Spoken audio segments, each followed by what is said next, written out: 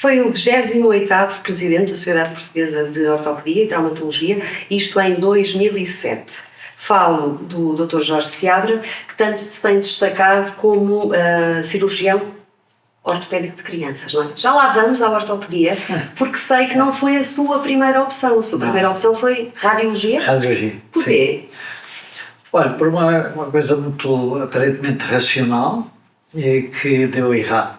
Mostra que o raciocínio frio às vezes não funciona. Eu gostava da medicina em termos gerais, tinha a ideia de que se me dedicasse a uma área específica era mais limitativo, porque gostava da medicina em geral, e a radiologia permitia-me uma visão mais ampla da medicina, e também queria evitar ter uma dedicação excessiva à especialidade, porque tinha outros interesses culturais, enfim, outro tipo de atividades, e achava que a radiologia, que havia na altura falta de radiologistas, proporcionava a possibilidade de levar as coisas para casa, de fazer um trabalho sério, mas com poucas urgências e tudo. Veja lá como as coisas saem completamente ao contrário.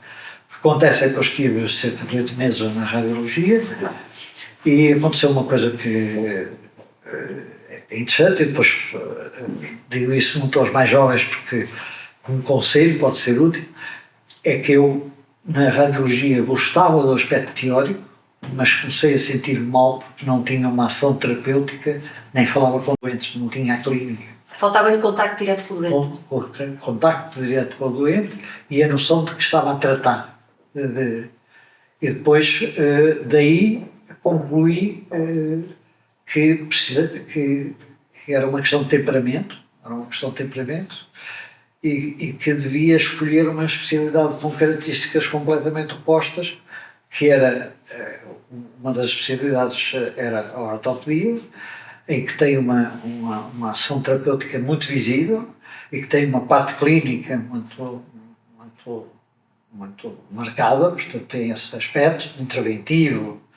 E depois também descobri que outra coisa que é muito mais criativa, a ortopedia, do que parece, até para os colegas que não estão dentro, porque é muito variada, digamos,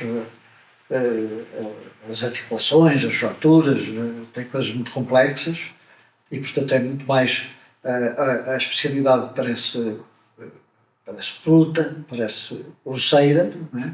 Depois a gente acaba por se abstrair disso, porque a cirurgia, no fundo, é toda cortar e colar ou ressecar, é todo o mesmo princípio. E os instrumentos, alguns instrumentos da ortopedia são muito serralheiros, portanto, transmitem isso.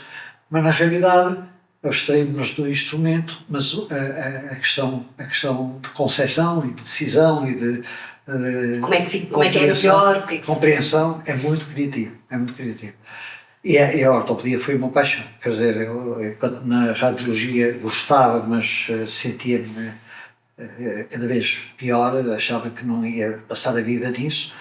Depois descobri a ortopedia. A sua ligação a Coimbra começa quando entra na Faculdade de Medicina, não é? Já nessa altura era um homem de ideais. Sim. Porque sei que sim. Passou ali alguns momentos difíceis, sim, não é?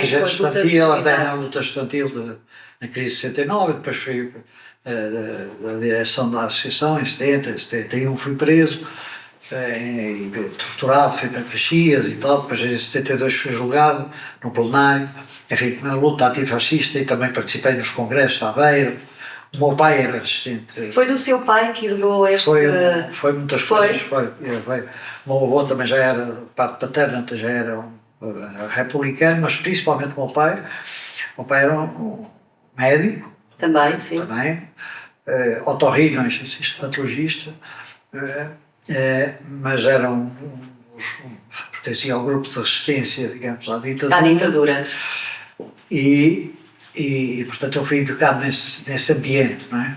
Os meus pais nunca pressionaram para eu ser médico, nem na família ninguém me pressionou para ser médico, mas os meus tios, tinha 2 tios médicos, o meu pai era médico, era uma altura, ele, como era otorrino, eles iam lá à casa pedir socorro porque havia a difteria, era preciso fazer traqueotomia porque estava em rim, coisas Tem essas recordações. Tenho recordações da infância, de procurar ir lá à casa desesperados, chamarem o meu pai à noite e tal. Eu devo ter integrado a noção de utilidade e Foi aí que despertou o bichinho, provavelmente. provavelmente, porque eu nunca tive hesitações, sempre pensei, bom, vou ser médico, quero verdadeiramente ser médico, nunca pensei assim verdadeiramente noutra profissão. Eu sei que o senhor desenvolveu também um trabalho extraordinário em diversos países africanos, não é? Angola, Pois. Moçambique, isto já veio mais tarde, não é? Isto porquê? Porque se apercebeu da falta de especialistas nessa área. Sim, mas não especificamente. Isso tem a ver também com o facto de que eu, quando fui estudante... Eu sei que fundou uma... Vai-nos falar do Quimbo das coisas. Dos Chovas. Dos Chovas, exato. Quimbo dos Chovas. Sim. O Quimbo dos Chovas, como nome, para quem não conhece, não sabe, mas é um nome angolano. Não é? Quimbo é aldeia e Soba é o chefe. Portanto, Quimbo dos Chovas é a aldeia dos chefes, digamos assim, para os angolanos. E eu, por razões geográficas, porque a minha casa, a casa onde eu estava e os rapazes da Aveiro éramos vizinhos da casa de estudantes africanos, portanto começámos a dar-nos muito bem. Depois passei a almoçar lá e a conviver muito com eles. Depois, quando passou, a casa já existia, o Quimbo dos Chovas, mas quando passou a República, quer dizer, na Praxe de Coimbra, quando passou a República, eu fui um dos fundadores, embora a causa seja mais antiga, fui um dos fundadores e tive, portanto, durante a minha vida estudantil, muito contacto com os colegas das ex-colónias, né? E tínhamos uma amizade muito grande. A vida na República dá isso. Nós ainda somos amigos, infelizmente alguns morreram. Né? Mas ainda tem amigos desses tempos? Temos, eu tenho amigos que depois nos separámos por causa da guerra colonial. Alguns foram combater lá na guerrilha da independência, tiveram vidas muito duras, muito difíceis, etc. Alguns morreram no meio dos conflitos, dessas situações, mas ainda tenho amigos que continuamos a encontrar-nos. Ainda há poucos dias estive com um dos meus amigos angolanos, o João Longo, que é meu amigo quando era estudante de engenharia. Há muitos anos, não é? Há muitos anos, e fica uma amizade para toda a vida. Todos nós tínhamos uma coisa comum, porque éramos contra o regime, contra o governo, contra a ditadura, contra a guerra colonial. Como se mostrou, foi um drama, quer pelo que se passou, quer pelos chamados retornados, que tiveram que vir em condições muito difíceis, coisa que podia ter sido evitada se tivesse sido tudo negociado muito antes da guerra, quando já toda a Europa tinha descolonizado. E, portanto, nós tínhamos ideais comuns e tínhamos uma vivência muito próxima. Mudando aqui um bocadinho rumo à conversa, gostava de lhe perguntar se foi mais difícil escrever anos de eclipse, o tempo só falta no fim, e o cão andaluz, ou as 512 páginas da ortopedia infantil do fundamental? Foi muito diferente, mas tem uma ligação, por estranho que pareça, tem uma ligação. Tem uma ligação porque eu de facto sempre escrevi, mas escrevi artigos de opinião, não me tinha passado a cabeça a escrever livros de ficção. E portanto, na realidade, o primeiro livro que eu escrevi foi o livro da ortopedia. Foi o primeiro livro, Conceitos Básicos da Ortopedia Infantil. E escrevi nos anos 90.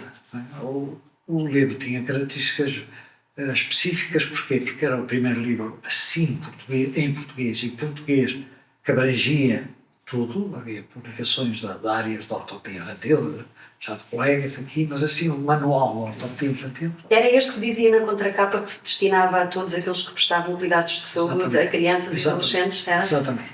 Portanto, era um livro não especificamente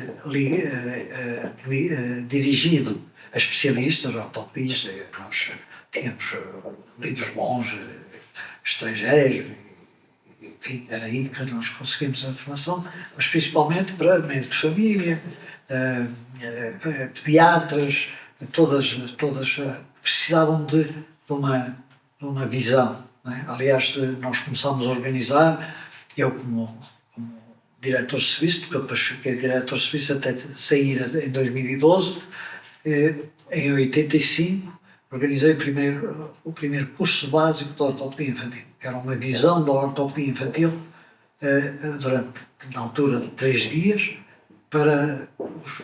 a nível nacional, para técnicos, para médicos, para enfermeiros, etc., que quisessem fazer uma visão da ortopedia infantil. Esse curso, que ainda se mantém, há 2 anos, é muito útil, mostrou na altura muita utilidade, na formação estava tudo também a crescer, a carreira de médico de família, tudo isso, portanto, tinha 300 e tal pessoas, sempre de todo o país, e portanto mostrou muita utilidade. E na realidade o livro, em 95, foi editado em 95, era um prolongamento disso, não é?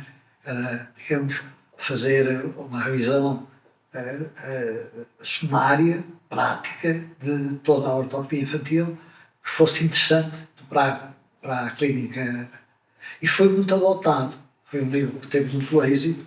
E depois, quando acabei de escrever o livro científico, fiquei com uma espécie de vazio. Chegava a casa e dizia: agora não escrevo, então agora não escrevo. Tinha vontade de escrever. Foi aí que entrou na ficção? Um pouco. A ficção, eu comecei a ficção tarde, digamos, nesses anos, eu tinha 50 anos, assim. No fundo, começou com uma aposta de uma médica, amiga comum, que desafiou-me. A minha mulher escreve bem textos pequenos, escreve muito bem, que é uma arte de escrever textos muito curtos. E essa nossa amiga, que era uma apreciadora muito grande de livros policiais, desafiou a mim e a minha mulher numas férias, até em Cabo Verde, por coincidência. Cada um de nós, eu escrevia o meu livro, a minha mulher escrevia o dela, e depois... Sua mulher não acabou? Não acabou, porque ela gosta muito das coisas mais curtas, escreve coisas muito interessantes, na minha opinião, mais curtas, mas é um tipo de escrita diferente. E a concepção e tudo isso é diferente. Posso perguntar-lhe se já está a escrever o quarto? Não propriamente. Não. Muito bem. Soutor, estamos quase a terminar, mas ainda assim eu gostava de lhe perguntar, o senhor foi presidente da SPOT em 2007, o que é que se recorda desse ano? Olha, foi um ano muito interessante para mim. Eu gostei muito de ser presidente da sociedade, tive alguma originalidade porque eu não, digamos, respeitava muito a sociedade, mas nunca tive nenhum cargo, nunca tinha tido nenhum cargo, nunca tinha tido... falava com os colegas que estavam na direção, antigos presidentes, sugeria ideias, etc., mas ao contrário do que é habitual, a maior parte dos presidentes tem alguns cargos antes e tem experiência de direção, não tinha nenhuma. E foi para mim uma verdadeira surpresa quando me convidaram, membros da direção passada, convidaram-me para eu ser presidente. Eu nunca tinha pensado nisso. E pensei, e na altura disse: bem, eu não tenho razão afinal nenhuma para o cargo, é um cargo prestigiante, prestígio, e queria fazer coisas. Havia coisas que eu queria fazer. Portanto, não era propriamente cumprir o mandato só, que não tem nada de mal, não é? Organizar um congresso, aquelas coisas, mas havia. E uma das coisas que queria fazer era, por exemplo, essa ligação com os palavras. Esse foi um dos objetivos. Que conseguiu, não é? Consegui. Quer dizer, um dos meus objetivos no mandato foi: nós temos uma ligação muito boa já com a Europa, e que podemos desenvolver e manter, temos uma ligação com os Estados Unidos, com o mundo, digamos, mais desenvolvido, que devemos manter, etc. Era preciso explorar mais. Mas há uma área que estamos a ficar atrás, ao contrário até que os franceses e os ingleses, que mantêm uma certa ligação com a comunidade, Commonwealth, nós estamos a deixar a impressão que não aprendemos nada com os países mais atrasados, que não é verdade. E, portanto, um dos objetivos era organizar, e foi organizada a Sociedade Ortopédica de Língua Portuguesa, foi aí, no meu mandato foi que se deu, e agora que se está a transformar na Federação Ortopédica de Língua Portuguesa, portanto, consolidando e dando uma estrutura mais institucional. Outra ideia era fazer uma revista não científica, uma revista social, que se chamou Osteófito, que agora é, digamos, o antecessor do Informa, que é a atual revista, mas foi a primeira revista não científica, que nos une. Eu julgo que tinha e tem uma importância grande para dar as notícias, para levantar os problemas que depois vão ser discutidos nas assembleias, para não se chegar à assembleia e de repente não saber o que é que se estava a passar, portanto preparar os problemas e as questões que se levantam à nossa comunidade, para nos unir. Uma das coisas que sempre estimulei foi aquilo que no meu congresso, no congresso desse ano, Em 2007? em 2007, e que já vinha da ortopedia infantil, era criar uma área até no próprio congresso para além da ortopedia, que nós chamávamos para além da ortopedia, e que já vinha até do Dr. Montes na pediatria, que apoiou muito também essa ideia, que é os ortopedistas têm inúmeras atividades que os outros colegas não conhecem, que são muito criativas, muito interessantes, desde as esportivas, desde da música clássica, música ligeira, das coisas mais diversas, e que nos faz conhecer uma coisa que nos dá a conhecer. Né? E também uma estratégia de registro histórico, por exemplo, de fazer a história dos diversos serviços e ficar registado. Muito bem. E também das diversas personalidades, isto que estamos a fazer. Agora. Sr. Doutor, foi um gosto falar consigo. Muito obrigada. Obrigado. Obrigada.